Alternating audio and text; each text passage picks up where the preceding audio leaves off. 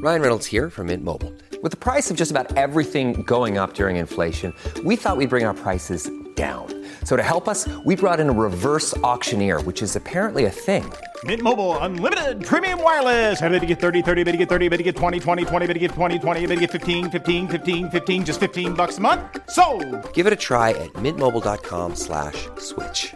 $45 up front for 3 months plus taxes and fees. Promo rate for new customers for limited time. Unlimited more than 40 gigabytes per month. Slows full terms at mintmobile.com. This episode is brought to you by Reese's Peanut Butter Cups. In breaking news, leading scientists worldwide are conducting experiments to determine if Reese's Peanut Butter Cups are the perfect combination of peanut butter and chocolate. However, it appears the study was inconclusive, as the scientists couldn't help but eat all the Reese's.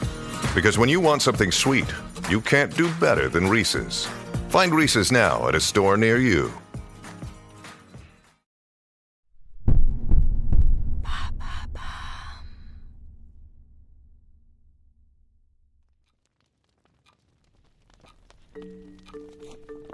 Un jour de 2015, en France, Eric est confortablement installé dans son canapé. Dans ses mains, il tient le livre « L'Atlas des îles abandonnées ».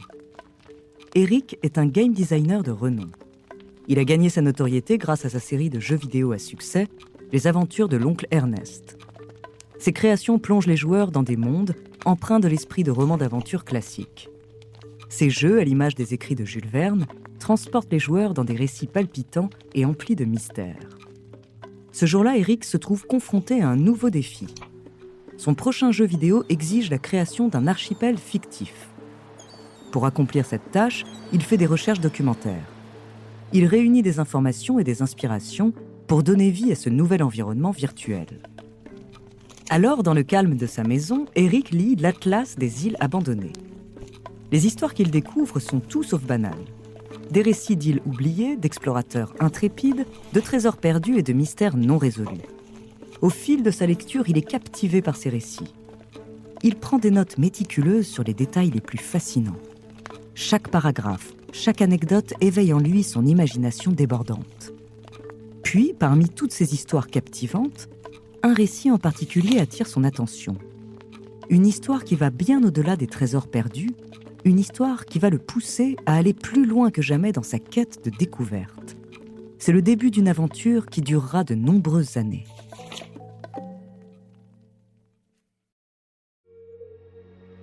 Bonjour, je suis Andrea Brusque, bienvenue dans Les Fabuleux Destins. Cet épisode est le premier que nous consacrons à Marc Liblin, ce Français qui rêvait dans une langue qu'il ne connaissait pas.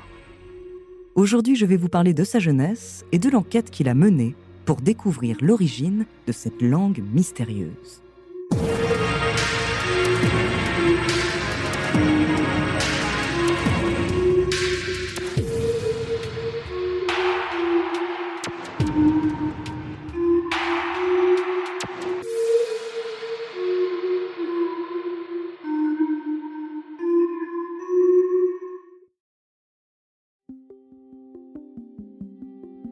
Marc Liblin naît dans les années 1940 en Franche-Comté, au sein d'une famille qui détient la fonderie locale. Sa vie semble toute tracée, il est destiné à prendre les rênes de l'entreprise familiale. Une tradition qui existe depuis ses grands-parents.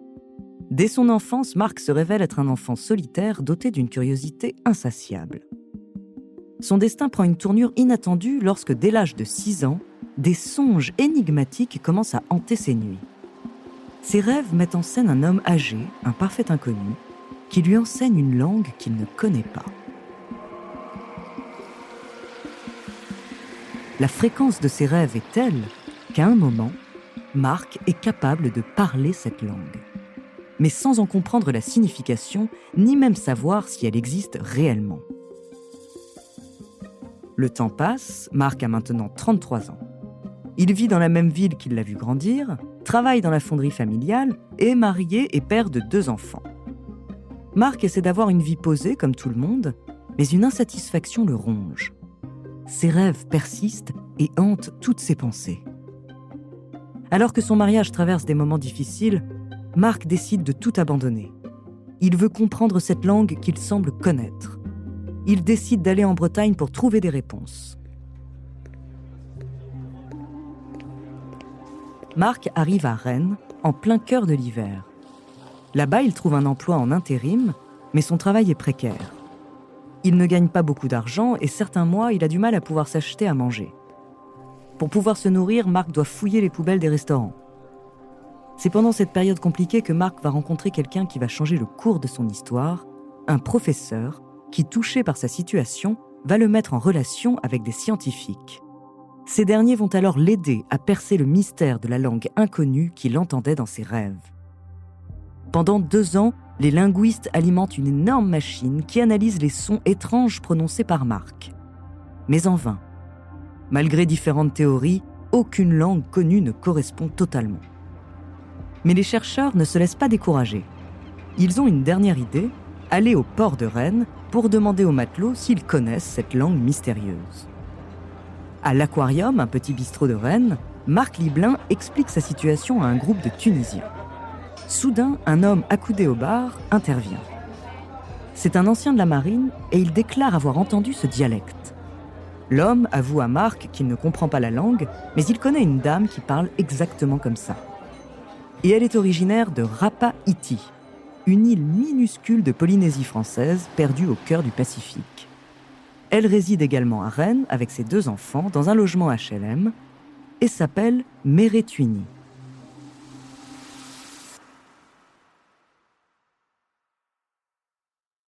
Avant de continuer cet épisode, nous voulions vous remercier pour votre écoute.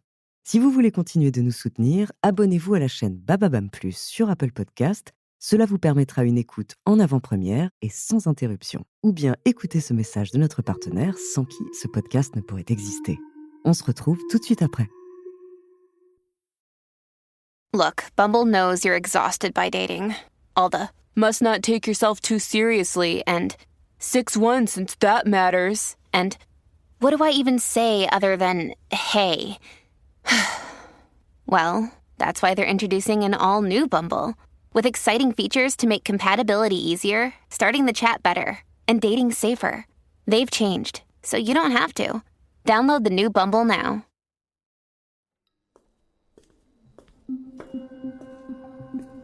Marc Liblin prend son courage à 2 mains et se rend chez Meretwini. La porte de son appartement s'ouvre doucement, révélant une femme au sourire chaleureux. Bonjour. Elle observe l'homme avec étonnement.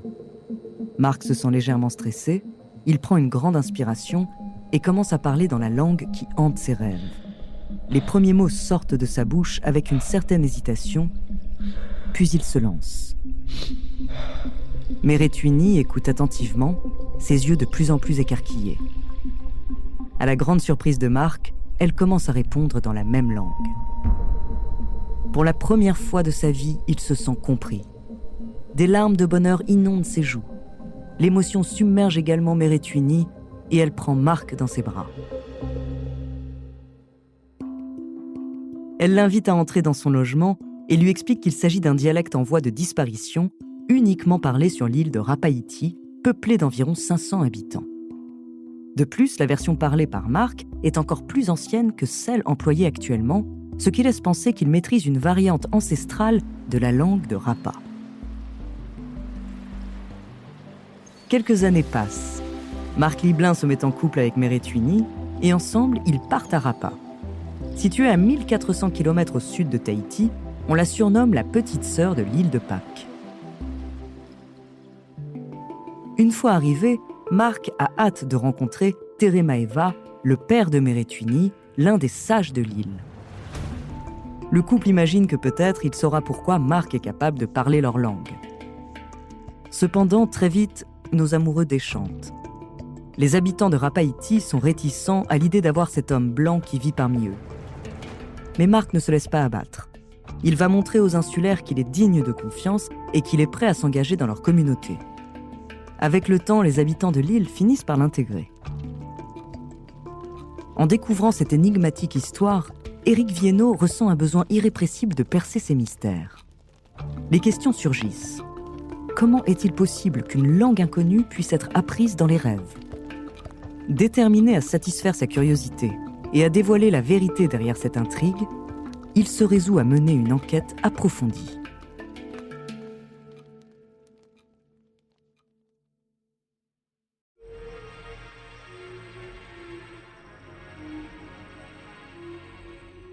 Merci d'avoir écouté cet épisode des Fabuleux Destins écrit par Clémence Setti et réalisé par Gilles Bavulac. Dans le prochain épisode, je vous raconterai la suite de cette histoire en abordant l'enquête palpitante qu'Éric Viennot a menée sur Marc Liblin. En attendant, si cet épisode vous a plu, n'hésitez pas à laisser des commentaires et des étoiles sur votre appli de podcast préféré.